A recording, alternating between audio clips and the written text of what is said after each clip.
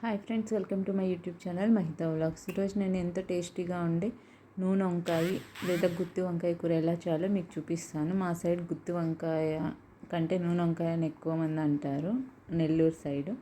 So ఈరోజు నేను మీకు నూనె వంకాయ ఎలా చేయాలో చూపిస్తాను. దానికి కావాల్సినవి కొంచెం ఎండు కొబ్బరి, పచ్చెనగపప్పు, ధనియాలు, జీలకర్ర, ఎండుమిర్చి, మెంతులు, ఆవాలు. వీటన్నిటిని బాగా ఆయిల్ వేసుకొని బాగా ఫ్రై చేసుకోవాలి. అన్ని గోల్డెన్ బ్రౌన్ వచ్చే వరకు వేయించుకోవాలి. దీంట్లోనే కొంచెం ఇంగువ ముక్క వేసుకోండి. మీ దగ్గర ఇంగువ పొడి ఉంటే కూరలో లాస్ట్లో చల్లుకోండి. ఇంగువ ఉంటే ఇప్పుడు ఆయిల్లో వేసుకొని దాన్ని కూడా బాగా వేయించండి. అది వేయిస్తే అది కూడా మిక్సీలో వేస్తే మెదిగిపోతుంది వీటితో పాటు. సో మీ దగ్గర పొడి ఉంటే పొడి వేసుకోండి. నా దగ్గర ఇంగువ ఉంది కాబట్టి నేను ఇంగువ వేసుకున్నాను. సో వీటన్నిటిని బాగా ఫ్రై చేసేసాక దాన్ని మిక్సీ జార్లోకి తీసుకోవాలి. ఈ పొడినంతా మిక్సీ జార్లో తీసుకొని కొంచెం బరకగా మిక్సీ పట్టుకోవాలి. ఇక్కడ వీడియోలో చూపించినట్టు బరకగా పట్టుకోండి. మరీ మెత్తగా వద్దు, కూర అంత బాగోదు. మరీ మెత్తగా అయితే ఇలా బరకగా వేసుకోండి. తర్వాత దీనికి నేను 2 పెద్ద ఆనియన్స్ తీసుకున్నాను. ఆనియన్స్ ముక్కలుగా కట్ చేసుకొని ముందుగా పొడి చేసుకున్నాం కదా, ఆ పొడిని ఆనియన్స్ని ఒక బాండట్లో వేసుకొని 2 బాగా కలుపుకోవాలి.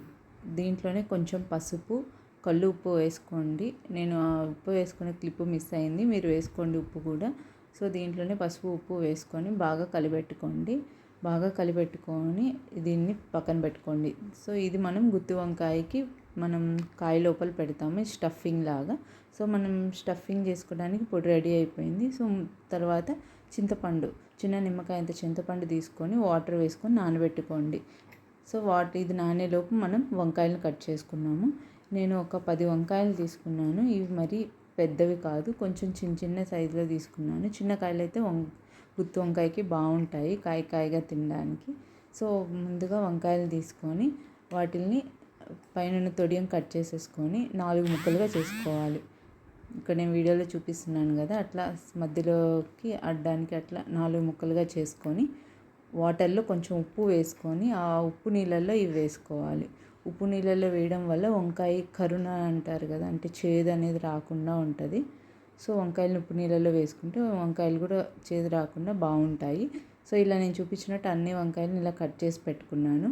తర్వాత ఒక ప్లేట్ తీసుకొని ఆ వంకాయల్లో ఆ పొడి వంకాయలో స్టఫింగ్ పెట్టాలి. నేను చూపించినట్టు వంకాయలు తీసుకొని ఆ పొడి వాటిల్లో పెట్టాలి. అలా అన్ని వంకాయలకి ఒక్కొక్కటిగా పెట్టుకోవాలి.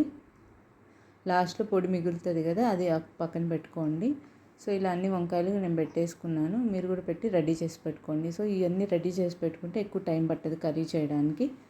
సో ఇలా చూసారు కదా, ఇట్లా అన్ని వంకాయలకు పెట్టేసుకున్నాను. తర్వాత ఒక బాండల్ తీసుకొని దాంట్లో కొంచెం ఆయిల్ తీసుకోండి. ఇది నూనె వంకాయ కాబట్టి కొంచెం ఎక్కువ ఆయిల్ పడుతుంది, మరీ ఎక్కువ కాదు, మీడియం వేసుకోండి. నేనైతే ఒక 7-8 స్పూన్స్ తీసుకున్నాను. దాంట్లోనే కొంచెం ఆవాలు, జీలకర్ర వేసుకోండి. ఆవాలు జీలకర్ర చిటపడం అన్నాక దాంట్లోనే కొంచెం ఆనియన్స్ వేసుకోండి. సో ఆనియన్స్ ఒకరు గోల్డెన్ బ్రౌన్ వచ్చాక దాంట్లోనే కరివేపాకు వేసుకొని ముందుగా మనం స్టఫింగ్ పెట్టుకున్న వంకాయలు వేసుకోండి. ఇక్కడ చూపించినట్టు వంకాయలు ఒక్కొక్కటిగా అన్నీ నీట్గా పెట్టుకోండి. సో ఈ వంకాయలన్నీ పెట్టేసుకున్నాక ముందుగా మిగిలిన పొడి ఉంటుంది కదా, అది కూడా వాటిల్లో చల్లుకొని ఒక చిన్న గ్లాస్లో ఒక హాఫ్ వాటర్ వేసుకోండి. నేను వేసుకున్నాను, ఆ క్లిప్ లేదు, మిస్ అయింది. సో కొంచెం వాటర్ వేసుకొని ఆ వాటర్లో బాగా కలిపెట్టండి. అన్ని ఆనియన్స్ అంతా వాటర్లో కలిసే వరకు. తర్వాత మూత పెట్టుకొని ఒక 5 మినిట్స్ బాగా ఉడికించుకోండి. ఆయిల్ అంతా ఇలా బయట తేలినట్టు వస్తుంది. వంకాయలు ఇంకా కొంచెం మగ్గాలి ఆయిల్లోనే. ఇంకో ఒక 5 మినిట్స్ ఉంచుకోండి. ఈ ఆయిల్లోనే ఒక 50% వరకు వంకాయ ఉడికిపోవాలి. అప్పుడే మనకి ఆ వంకాయ సప్పగా లేకుండా మంచి టేస్టీగా ఉంటుంది. ఉప్పు కారం అన్నీ లోపల వరకు వెళ్ళి. సో ఒక 5 మినిట్స్ ఇంకా ఉంచుకొని అప్పుడు చూడండి, ఇప్పుడు నేను చూపిస్తున్నట్టు అంత గట్టిగా వచ్చి ఆ వాటర్ అంతా ఇంకిపోవాలి. వంకాయలు కూడా 50% వరకు ఉడికిపోయాయి. ఇప్పుడు దీంట్లో ముందుగా చింతపండు నానేసుకున్నాం కదా, ఆ పులుసు దీంట్లో వేసుకోండి.